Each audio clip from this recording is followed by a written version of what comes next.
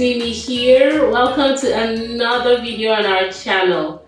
Today we're going to be listening to a story, but before we do that, I wanted us to check in on how we're feeling today. I have my little friend here. What shall we call him? Should we call him Mark? So Mark here is going to help us talk about what we're feeling. Mark's got different options for us.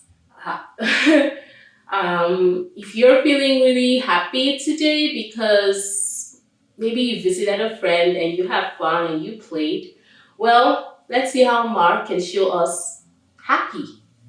So I'm gonna put his eyes first. He's got two eyes, 1 and 2. And guess what? The eyes are two colors. We've got the white eyeball, right? And then we've got the black, I think it's called pupil. It's called a pupil.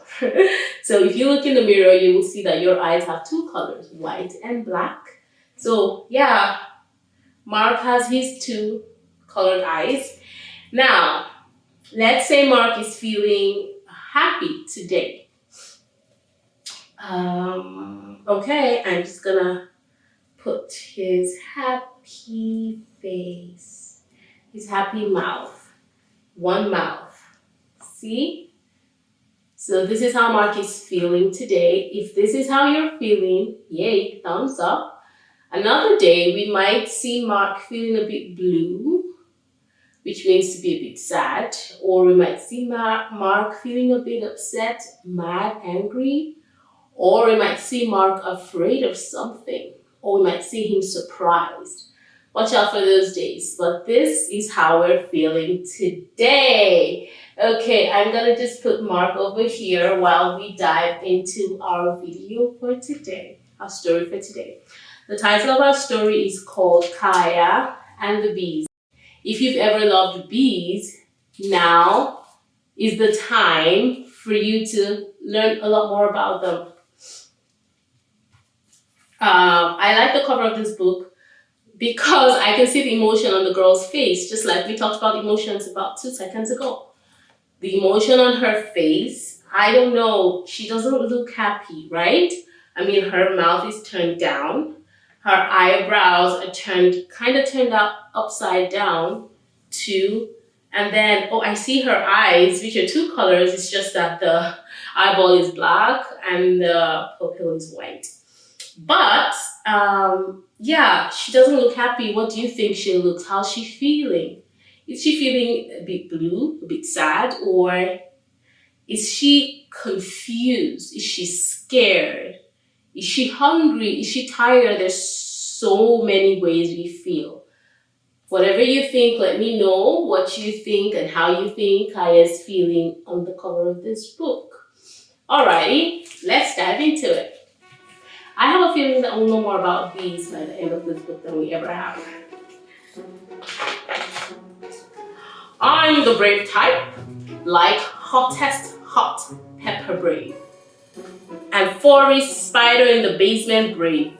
But one thing super scares me. So this is Kaia talking. She's saying she's very brave. Like she's not scared of spiders, she's not scared of basements, but there's one thing she's scared of. You guessed right, bees. Bees have stingers. Oh my god, has anyone ever been bitten by a bee before? I do not think it's fun. Bees have stingers.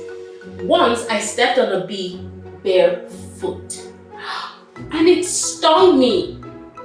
And right now, thousands of bees live on our roof. Bees, so many bees. Can you see the bees? And these are the beehives. This is Kaia's roof. These are the beehives, and the bees live on her roof. Look at the look on her face. She looks scared, right? Because she says she's been bitten by a bee before. And that doesn't feel nice, friends. It swells and it's so painful. I wouldn't want to be bitten by a bee. Ooh, oh my god. Alrighty. Dad says honeybees are dying and scientists don't know exactly why. Now that's interesting. Honeybees are the bees that make honey. And now apparently they're dying. But we don't know why. Dad reads bee books and talks about bees non-stop. So Kaia's dad seems to really like bees a lot. Fruits and vegetables need to be pollinated to grow, he says. I crunch an apple. Bees pollinated that apple. How about blueberries? Well, those too. The world needs bees and that's why we're beekeepers. Okay, friends, did you know that? Did you know that bees pollinate fruits and vegetables so they grow? But only Dad goes on the roof with the beehives, not me. And the kids in my building, I go on and on to them like I'm the beekeeper. And oh man, they listen. But I get twisted inside because I'm not exactly. So I think she's feeling kind of bad that she's telling the kids in the building about bees, not because she likes bees, but because her dad knows a lot about bees and tells her. Then the days turn hot. We're all playing in the hydrant water, and guess who shows up? A bee! It circles my head and buzzes my ear and lands. Ready? Right on my arm! I'm crazy, screaming and waving. You're a liar, says Marcella. Hector laughs and says, real beekeepers do not freak out over a little one. Or one little bee. I know, right? I agree with them. I go inside, I'm mad and I'm stumpy. Do you notice all the emotions being mentioned in this book? So first, she says she's screaming and waving, which is she's, scared. And then she goes inside, she's mad and she's stumpy. That's another emotion, mad. And I grab my suit and gloves from the closet. I want to see the bees, I say. Oh, Dad says, let's go check on them now.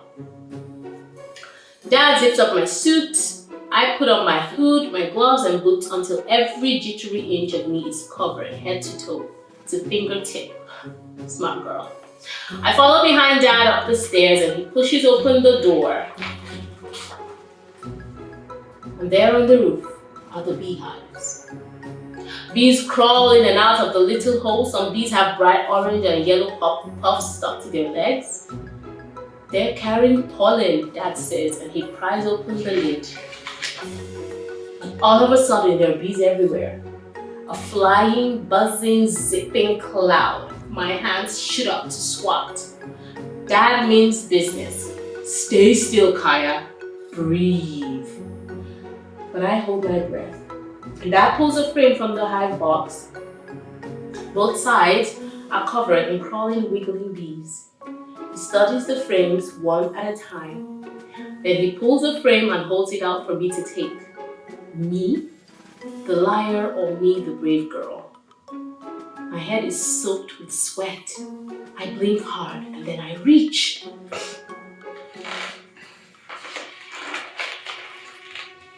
And here I am, scared, but holding 1,000 bees, maybe more, between my own two hands. The bees are electric, buzzing, buzzing, buzzing, and I'm electric too. Let's find the queen, Dad says. I hunt, and then I spot her. Dad gives me a thumbs up. So far, so good. Bees are perched on sticks, floating in their water tub. I watch them balance and sip, and I can't believe they actually look cute. I add some fresh water to the tub. Oh, wet glove. I strip it off, grab another stick, and a bee stings my finger. I bawl. Who wouldn't? That bee was alive. It vibrated, and its stinger stuck in my skin. Dad scrapes it off. I run water over my finger, and what's left is a mad red patch. I'm never, ever going near those bees again. Dad does the bee chores alone. He invites me every time, but doesn't push when I say no. One day, he says the honey is ready to harvest. I'll help, I say, but no bees, right?